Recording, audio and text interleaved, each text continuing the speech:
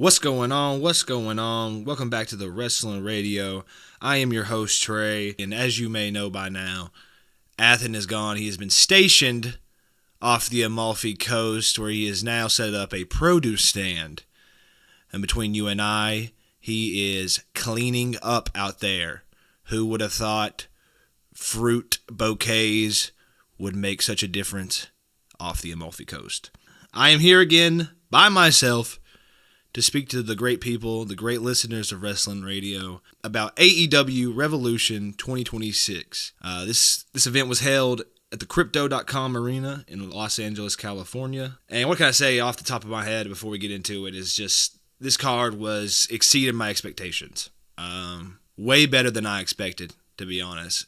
In the middle of it, I looked over at Bayne and I said, I'm actually excited to talk about this show for the first time in a long time with AEW. Kind of had glimmers of old, back in the prime AEW, maybe not the prime, maybe you were yet to see, but shades of the old AEW. Some shades of the not-so-great AEW with some people we'll get into, you know.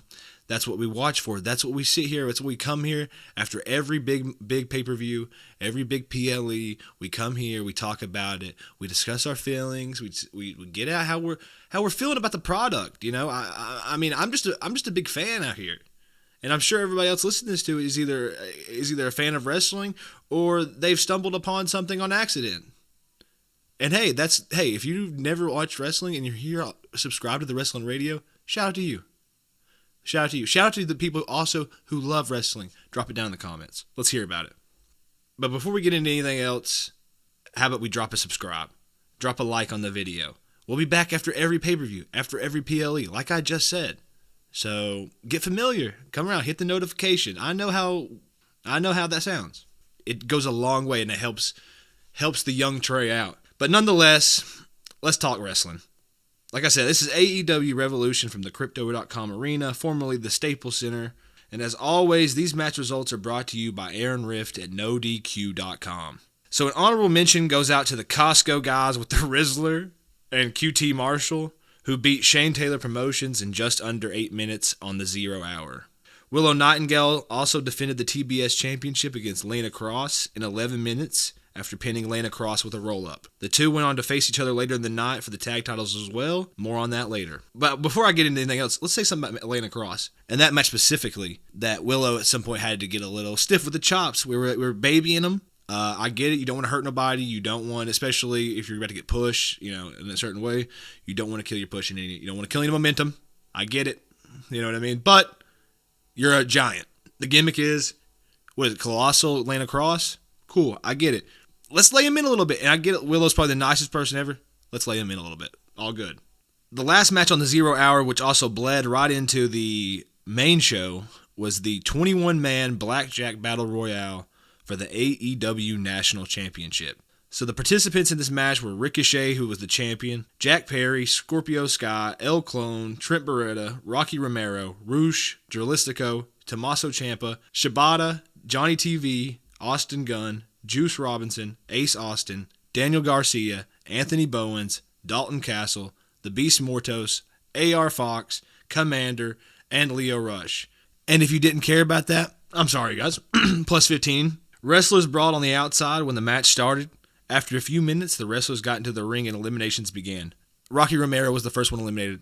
That's what he wrote here. But I must say, the idea is like the impressiveness of seeing so many people within the ring at one time, and then not to have them all in the ring at one time. It just, in my head, it just kind of defeats the purpose. But a lot of AEW feels like they're stepping on their own shoelaces, if you know what I mean. The match came down to Ricochet and Jack Perry. Perry was able to eliminate Ricochet with a poison Rana onto the apron, and he won the title in his hometown. This match was 21 minutes, 55 seconds. The first official match on the card was the Young Bucks versus FTR. AEW World Tag Team Championship match. Where the FTR comes in as the defending champions, and this is the fifth time that these two teams have met. The Young Bucks come out, they have the family and friends entrance, you know what I mean? They have their family and their friends and their entrance. And, it comes out, and I get we're supposed to, FTR is the heels in this situation, in this angle. And, they're in their hometown. It's the Young Bucks' hometown. Their family's there. Everybody they know and love is there. And in my head, I see that and I go, there's no way they can win this match. You know what I mean? The babyface is in their hometown. It's their company. It's their match. Do you get what I mean? Like, there's no way these guys can win here and still be the babyface in my eyes. They are the guys who got famous off of being tongue-in-cheek and saying the things you're not supposed to say and recording the backstage stuff. It's like, I know everything about you. This is the whole thing, man. Like, I know this is your whole company, and now I see you getting the friends and family.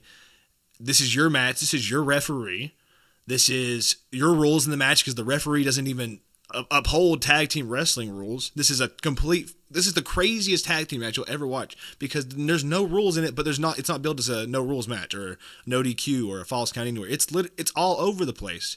And you got like the Young Bucks family, the dad who's like doesn't know when to cower away and he doesn't know when to be big and bad, and it's all weird, man. And I'm supposed to root for these guys. It's like, I get it. Maybe it's not for me. The FTR comes out next with Stokely and immediately go up to Matt and Nick Jackson's parents who are sitting at ringside along with their brother who FTR attacked some weeks ago, like maybe 3 weeks ago.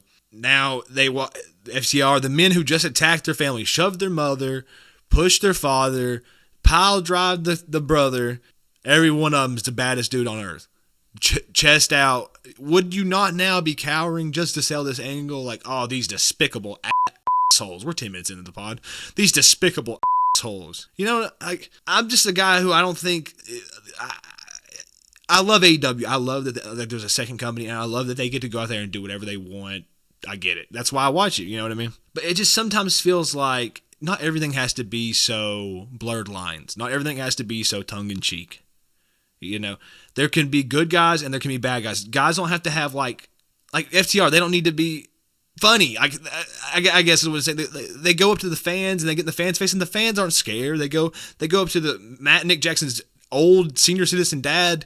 They're not scared. Like, how am I supposed to believe this? And you want to make them funny but you keep putting them in these situations. Because you keep putting them in these situations and now they have to be funny or get made fun of because fans are going to no-sell them. The people you pay to have in the crowd right there, like, say what you will, like, I mean, it's a paid seat, that's a comp seat, and if you're gonna comment, he's gonna be part of the angle. Would you not maybe smarten him up a little bit and say, hey, let's sell, sell? I mean, come on now. The Young Bucks were aggressive in the early moments, but FTR gained control by giving Matt a spike pile driver on the apron. By the way, a spike pile driver on the apron. 4 minutes in the match. 4 minutes in the match. FTR worked over Nick after he was busted open on the outside. A lot of blood on this card. Get ready for this. Nick was able to fight back, and Dax was also busted open in the meantime. Great, Aaron Rift. Aaron Rift. Oh, I just glossed over this. Aaron Rift, just so you know, shout out to you for keeping doing this, and you were on the money last night, getting them out there, getting all this out. I appreciate that, but guess what? You think just because my guy's off the Amalfi Coast that...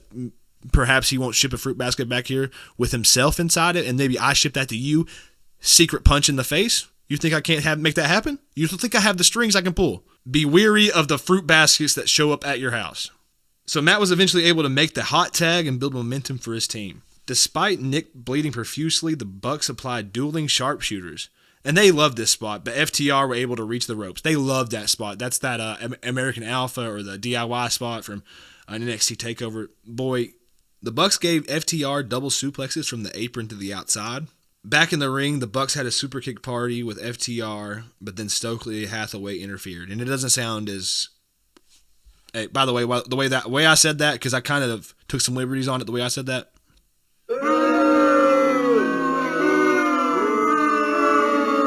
Yeah, boo me out of the building.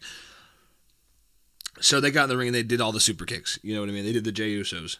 But then Stokely Hathaway interferes. FTR delivered the Shatter Machine. Went for the cover, but Nick kicked out.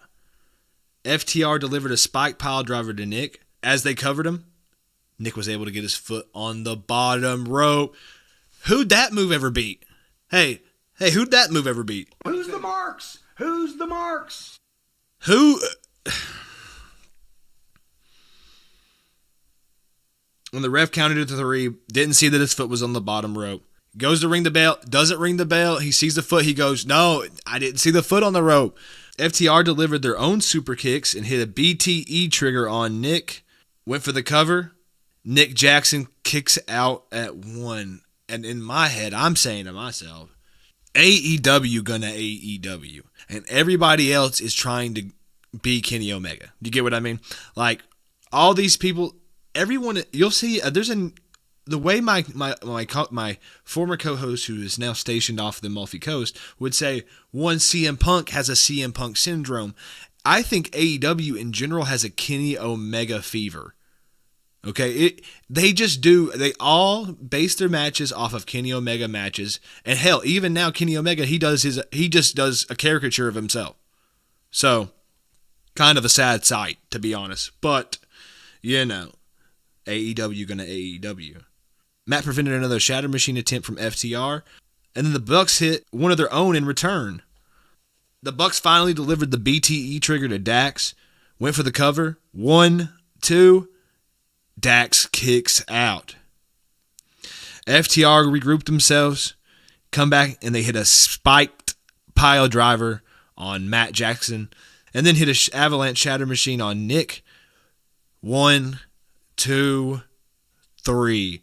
FTR retain the World Tag Team Championships. This match was 18 minutes and 50 seconds. After the match, as FTR was celebrating in the ring, the lights went out. Some words came up on the Titantron, spelling avenge wrong, before an R appeared, signalizing the Rated R Superstar has returned. Adam Copeland and Christian Cage have returned to get even on FTR. Christian delivers a kill switch to Cash. Copeland hit Dax with a spear. Christian also gave Stokely the kill switch. Copeland and Christian hold up the AEW titles. This was an average Young Bucks match. Referees doesn't count, no rules enforced. Multiple kickouts after Earth Ender moves. It's the only right decision to have them go over, FTR go over here, because, like I said, you can't. The Bucks can't have their cake and eat it too. They can't have everything and still be the baby faces. You know what I mean?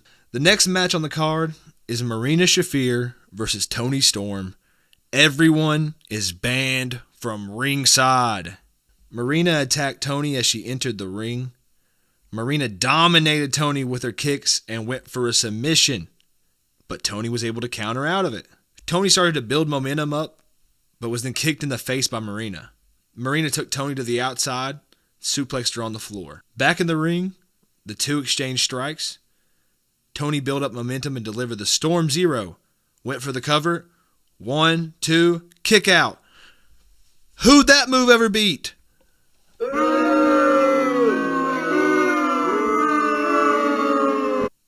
I mean, come on. This is the common AEW thing. They go just a little too far in every match right before something is just perfect.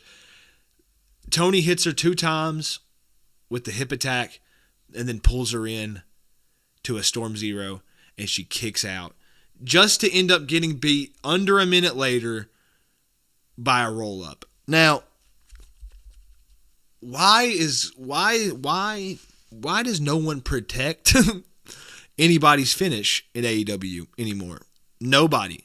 You know, it'd be like pop me more now is seeing someone, like I said, in the match early, in the match off one finish. It's insane, man. Not everybody has to kick out of it. And the way they've bastardized the pile driver in this company, that match is like, that's one of the scariest moves in wrestling. Shoot for shoot, one of the scariest moves. I just can't even believe the way they do that like it's a side headlock. You know what I mean? Or a hammerlock. Toni counters the mother's milk with a headbutt, pinned her with a small package. That's not what we're here for. That match was 9 minutes, 50 seconds. What happened after the match, though, Toni celebrated at the top of the ramp, and the crowd began to erupt more than usual. Back in the ring, kind of debuting because she was in Ring of Honor before, but debuting for AEW, a debuting Ronda Rousey enters the ring. She calls Toni back down, and Toni obliges. The two go face to face, but security separates the two before things can get physical. In the middle of the chaos, Shafir cheap shots Toni and leaves with Ronda through the crowd. It is later revealed by commentary that Ronda Rousey is now an official associate of the Death Riders. So what that means, who knows? Marina Shafir, on the press conference after, it is announced Marina Shafir and Toni Storm will wrestle this coming up Wednesday on Dynamite in a something match? Some gimmick match. So maybe Ronda shows up there. So the next match on the card is Konosuke Takeshita versus Jon Moxley for the AEW Continental Championship with no time limit. I wrote, first thing, oh fuck, this match is going to be an hour. The two men, I was wrong. I was wrong. But I mean, there was one match later that was an hour, but so was I really wrong? Or was I kind of wrong? The two men were evenly matched in the early moments. After the two traded strikes, Moxley regrouped on the outside. Takeshita went after him, but Moxley was able to gain the advantage, and then he brought Takeshita back in the ring. Moxley bit the face of Takeshita and targeted his knee. Takeshita was able to fight back and have another strike exchange with Moxley. Takeshita delivered the Blue Thunder Bomb. However, Takeshita's comeback was short-lived as Moxley gave Takeshita a curb stomp on the apron. Shout out. Takeshita, who was bleeding from the eye, barely beats the 10 count. That was great. The way he's got a black eye and that side of his face swells up and it starts bleeding. Man, it's money. See, you don't need blood in every match, but man, when it really hits, it really hits. A fired up Takeshita was finally able to make a significant comeback. Takeshita gave Moxley an avalanche exploder, followed by a power-driven knee strike. Is that what it's called? Power drive, ain't it?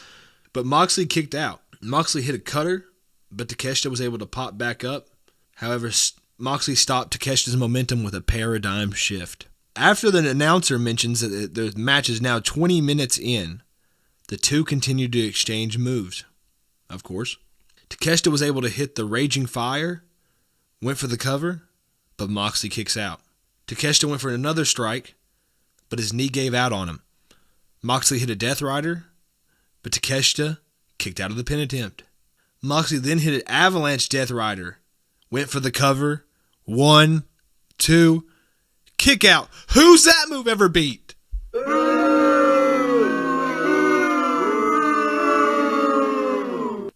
I mean, in the famous words of James E. Cornette, they had to get their shit in before they could just... Small package, sunset flip, just get out of there. 1, 2, 3.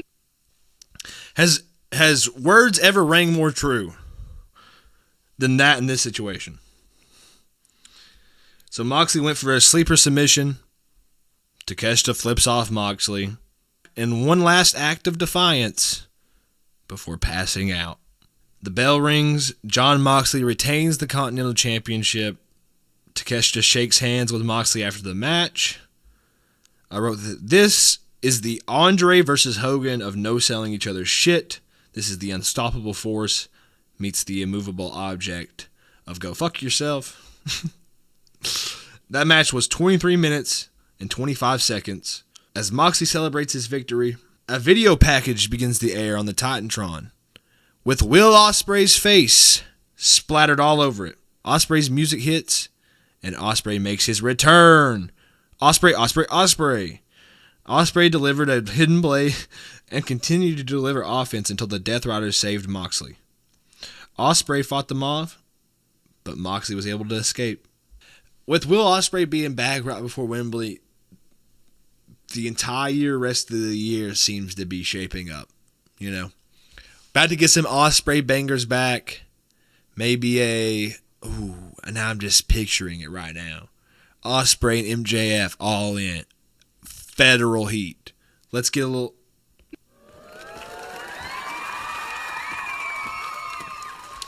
Ospreay versus MJF all in, world title on the line. I'm there. And then you get all kinds of banger matches off the end of that. I can't wait. Boy, I can't wait. So the next match on the card, as foreshadowed earlier, Bayne and Lana Kross versus the Babes of Wrath for the AEW Women's World Tag Team Championships. So Megan and Lana jumpstart the match by attacking Willow when she enters the ring, and they throw her into the ring post. Megan and Lana then worked over Harley. Willow was eventually able to get back in the mix and deliver a pounce to Megan. Willow hit a Death Valley driver on Lana despite her bad shoulder, and Megan came back into the ring. Willow tried to pin Lana with a small package as she did in the 0 hour, but Lana kicks out. After getting rid of Harley, Megan and Lana deliver a double chokeslam to Willow, go for the cover. 1, 2, 3. This match was 5 minutes. We have new AEW World Women's Tag Team Champions, and they are Mega Kross, Mega something. The next match on the card is a freshly turned heel Swerve Strickland versus Brody King. This is the battle of the who's the most dangerous man in AEW. After the two exchange strikes in the early moments, Swerve was able to hit a house call kick followed by a stomp on the apron. Swerve exposed the steel turnbuckle rod and threw Brody into it. Just remember this. I used to know a kid named Bodie. Isn't that weird? Swerve exposed the concrete floor, but Brody was able to capitalize, sent Swerve into the barricade multiple times. Brody eventually sent Swerve back into the ring. Brody continued to deliver offense to Swerve around the ringside area. Brody slammed Swerve onto the exposed concrete. After the two exchanged strikes on the apron, Swerve was able to powerbomb Brody onto the apron to gain the advantage. Back in the ring, Brody regained control by delivering a cannonball to Swerve into the exposed steel turnbuckle. Brody applied a sleeper in the ropes, and Swerve collapsed to the floor. This was like a homage to what he did with MJF a couple of weeks ago before their match. Brody went after him, but Swerve was able to give Brody a vertebreaker on the floor. Beast move. Brody was barely able to beat the 10 count. Swerve immediately hit a swerve stomp. Went for the cover, but Brody kicks out at 1. Kenny Omega fever. Swerve had to hit 3 house call kicks to finally finish off Brody. Yeah, who's that move ever beat?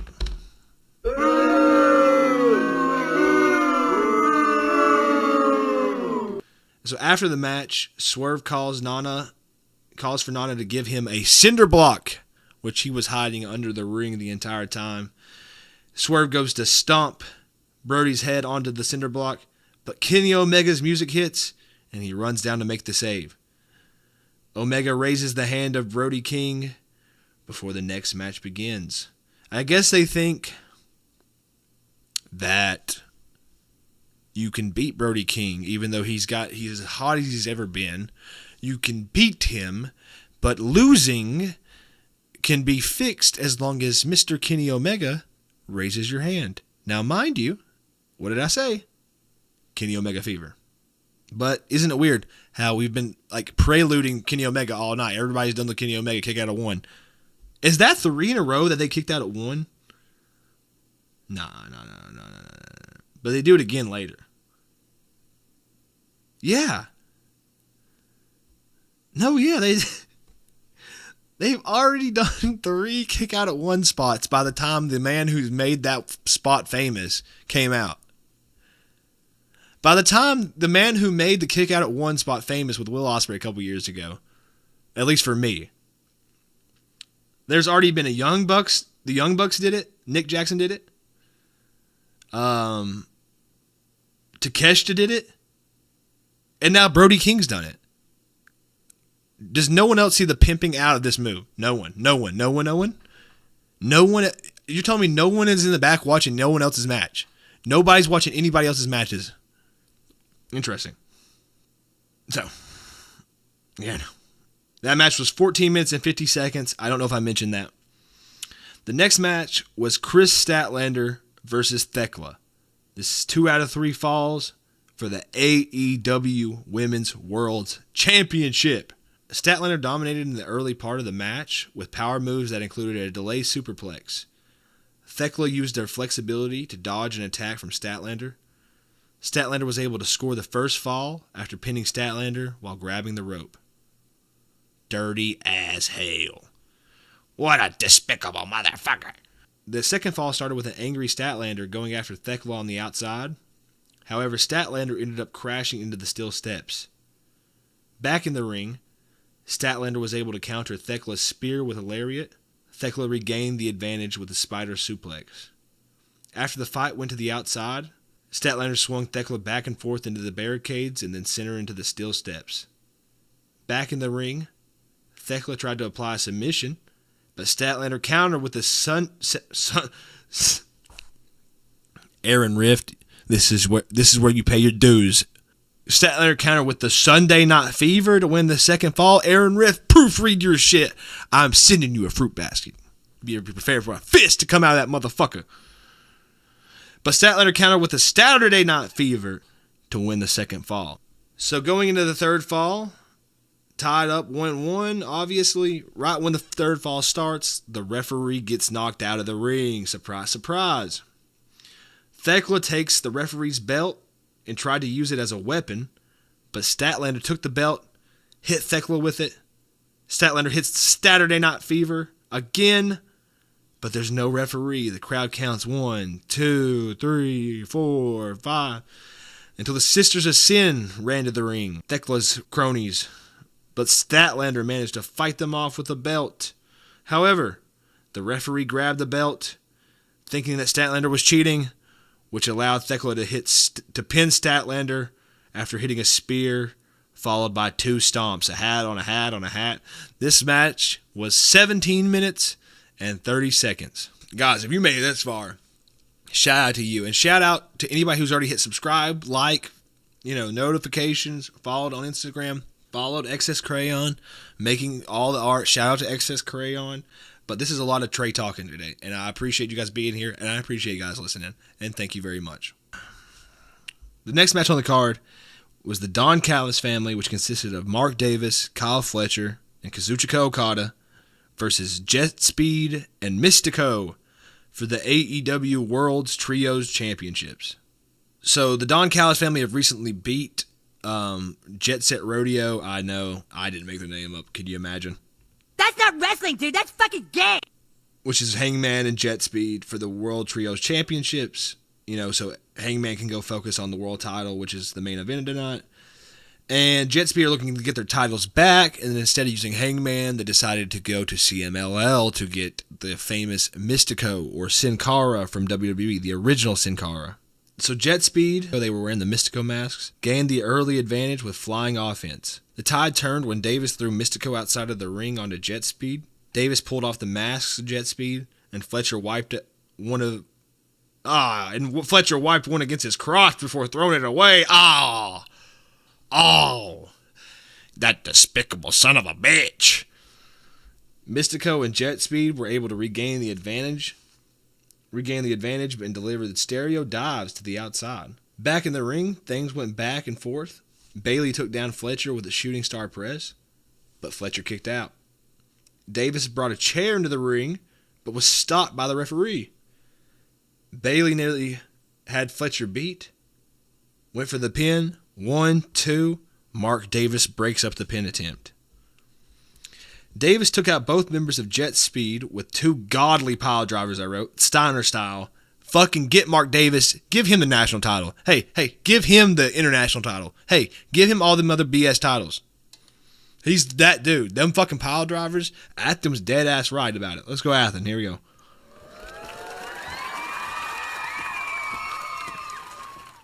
Mark Davis is pile driver. Shucky ducky quack quack. But Mistico made the save. After Mistico wiped out Okada with a dive, he applied an arm submission to Fletcher, the La Mystica. Please. Aaron Rift, are we serious? Are we everybody.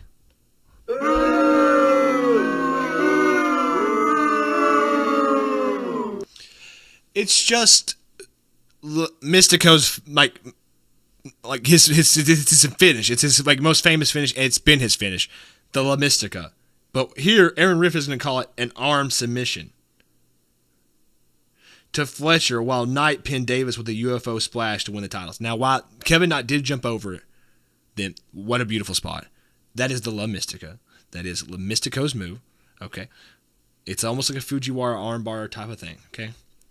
This match was 17 minutes and 10 seconds. So while Jetspeed and Mistico celebrate their victory, Pyro erupted, and a Mistico is all elite graphic came across the Titantron. Commentary confirms AEW's newest signing, and Mystico's song played as the new champs head up the rampway. That good. It's a good match for what it is. It's a little bit of a party match, kind of, because when Bailey and Fletcher and all of them are involved, it's gonna get a little bit wild. And Kevin Knight. Just wish that maybe we could get maybe a couple more. I get that there's probably been a lot of singles matches and stuff, but I would love to see the TNT title be defended. I would have loved to see the international title get defended. But I get on a card that already has 13 matches, you got to get your champions in a couple of multi-man matches. I get it. So the next match on the card, probably the match of the night in my opinion, Andrade El Idolo. I mean, the main event, but I get that that's not everybody's cup of tea. Andrade El Idolo versus Bandido. Ideally, this is for the number one contendership for the world title, right? Ideally. So, like, the next man, whoever wins this match is the next man to face MJF or Hangman. Correct. Bandido comes out, he's dressed like a Super Dragon, owner of Pro Wrestling Guerrilla. So the two were evenly matched in the early moments, and the crowd started a Lucha Libre chant. So as you guys know, Andrade's been doing the breakaway pants gimmick, where he pulls off the sweatpants to reveal he is only wearing his tighties, his skivvies, his trunks underneath the pants. All the ladies swoon, all the ladies faint, some men faint too. And Bandido says, two can play at this game. I also have breakaway pants at home. So I bring out the breakaway. He brings out the breakaway pants. Except the left ankle isn't quite cooperating with the breakaway part. So Bandido tries to rip these pants off and Andrade, and it seems he's having a little bit of trouble getting the pants off that left leg. Andrade waits a second, and before he saves anybody else, so he can save everybody else the embarrassment, he just runs and attacks Bandido, levels him, and lays him out. Bandido quickly recovers, though, and sends Andrade to the outside with a pump kick to the floor, followed by a Hurricane Rana onto the concrete. Bandido got Andrade back in the ring and went for a springboard move, but Andrade countered with a powerbomb. Outside of the ring, Andrade took off his pants finally took off his pants, and took a selfie with a woman at ringside. I wonder how much she got paid. How much do we think? How much do we think the ladies who have to pretend to want to kiss on Andrade? I mean, I'm sure women do want to kiss on him, but why are they always right there, coincidentally? I'm sure a lot of guys have a lot of women who want to kiss on him. All due respect. All due respect. Back in the ring, Andrade worked over Bandido. Bandido was able to fight back, and after a few exchange strikes, Bandido built up momentum. However, as Bandido went for a frog splash, Andrade was able to get his knees up. Andrade then hit the Three Amigos, but Bandido countered with rolling German suplexes. Andrade regained the advantage with a moonsault to Bandido on the outside. Andrade spots another pretty lady on the outside who's obviously super into him. What's going on with these ladies? This guy's a pussy magnet. You know what I mean? This guy's a pussy magnet for $250 in catering. Andrade took another selfie with a fan, threw Bandido back in the ring. Andrade hit a spinning elbow, but then Bandido was able to counter the DM. Bandido hit the 21-plex, but Andrade managed to kick out of the pin attempt. Andrade countered a second attempt and hit another spinning elbow. Andrade finished off Bandido with the DM. 1, 2, 3. This match was 21 minutes even. Andrade, ideally, is the number one contender for MJF's or Hangman Adam Page's world title. They're really trying to get this machismo gimmick over for Andrade, but besides that, the in-ring work top tier.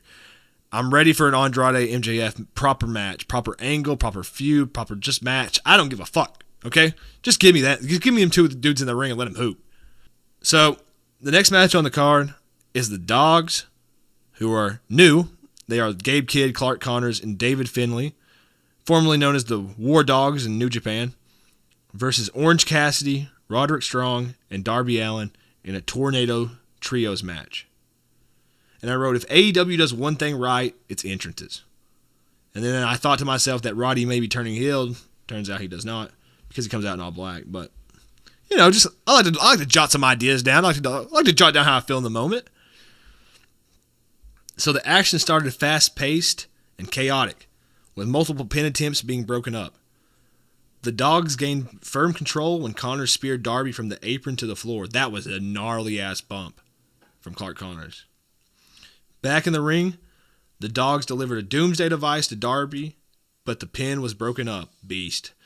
The Dogs used the tag rope to tie it to Darby's chain around his neck that he was wearing and restrain him in the corner.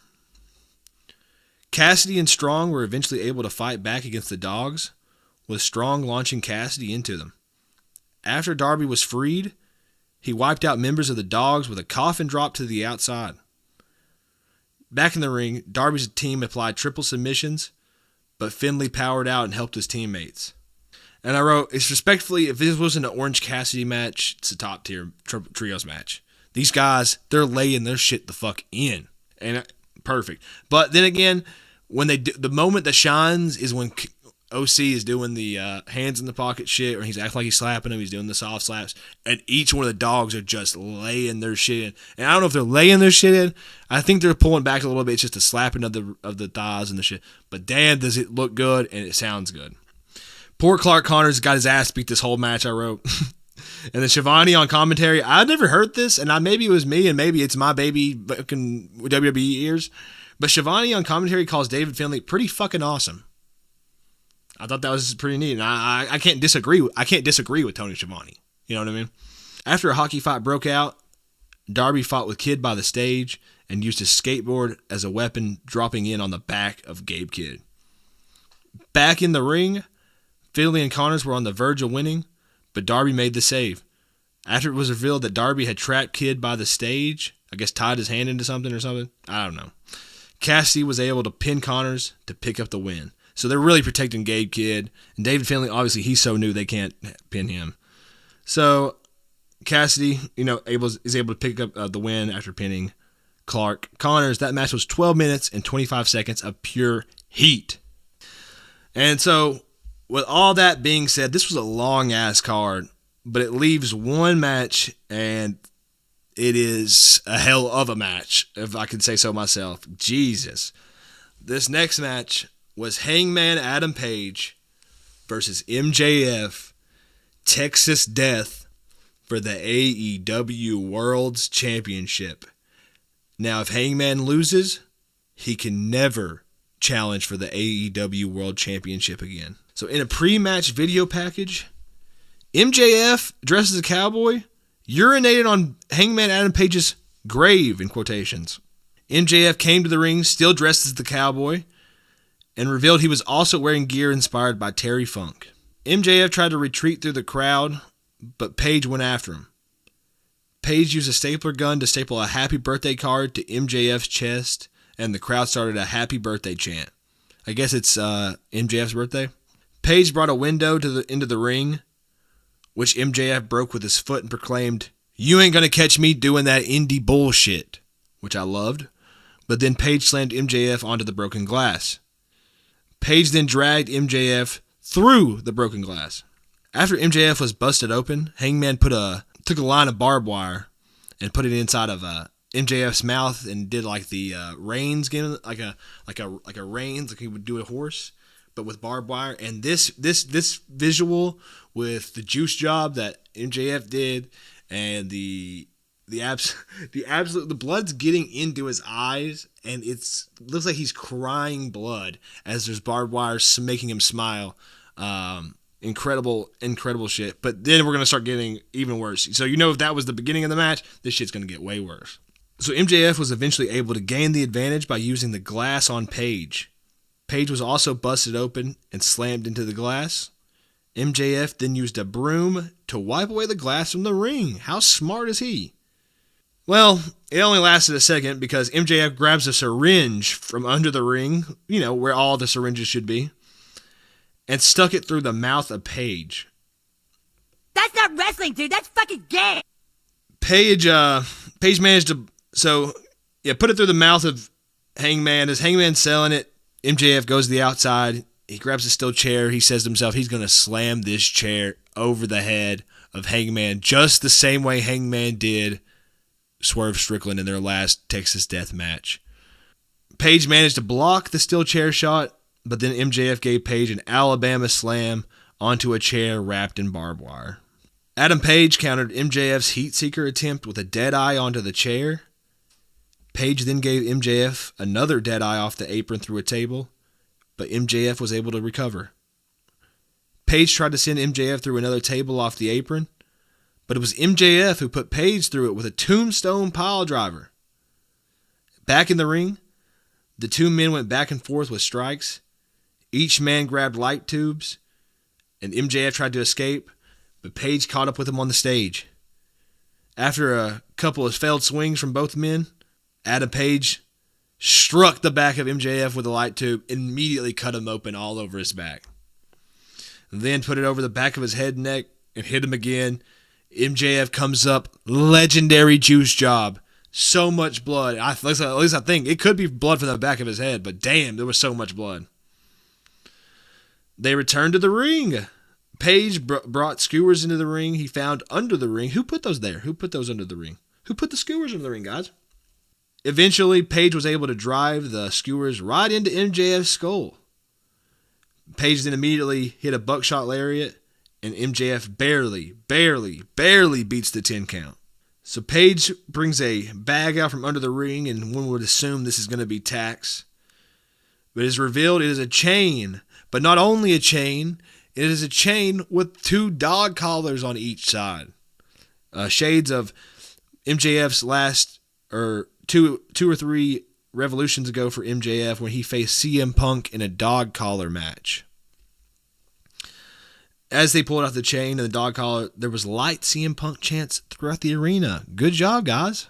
After setting up another table cover with barbed wire, Page attaches himself to MJF. They set up another table on the outside cover with barbed wire. Or Page sets up another table cover with a... Page puts a barbed wire board over a table. Interesting. Hat on a hat. Page went for a dead eye off the apron, but MJF fought back with the chain. Page ended up being sent off the apron through the barbed wire table. Aaron Rift, it was from the top rope. Hangman tries to get on the top rope and set himself up. MJF smart, pulls him off with the chain through the barbed wire board table combo. The two men fought up to the stage again, and Page sent them both off through a production table that exploded. So I thought that was going to be the end. Both men, though, still managed to beat the 10 count, and they returned to the ring. Could you believe that? Page went for the buckshot lariat, but MJF countered with a low blow, shades of the World's End match. MJF then hit Page with the world title belt. The referee starts his 10 count, gets to 8, gets to 9. Page gets up immediately. Page G'd up for the buckshot lariat one more time. MJF was able to counter, knock him off the apron, and begin to choke him with his own weapon, the dog collar, from the top of the rope, until Page collapsed into the camera, leaving blood all over the lens. The crowd cheers, "Come on, Hangman. Hangman, get up."